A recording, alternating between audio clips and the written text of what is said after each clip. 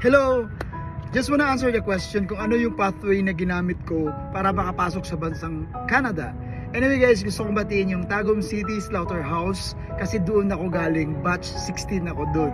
So marami kami sa grupo namin na ngayon ay nasa iba-ibang parte na ng bansa. UK, New Zealand, Australia, at saka marami rin dito talaga sa Canada. Yun yung pinakamarami. So doon kami galing. And then, sa mga gusto pala na maging isang butcher sa mga bansang nabanggit ko, pumunta lang kayo dun sa Peso, mag-inquire kayo kasi patuloy naman silang nagpa-process ng mga trainings para makatulong talaga sa mga tao na nangangarap na gaganda yung buhay. So, galing ako dun, product ako dun. So, I am very proud dun sa Tagum City Slaughterhouse. Kaway-kaway! Anyway, sila yung way ko, bakit ako nandito.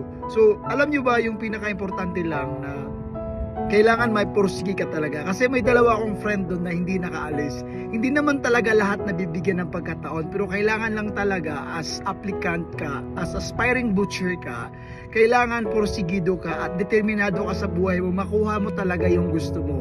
Kasi si Jonas at saka si William, sila yung mga close friends ko na hindi naman nakalabas kasi iba, second priority lang nila yung paglabas, di ba? Kailangan mo talaga na ipursige mo yung gusto mo sa buhay.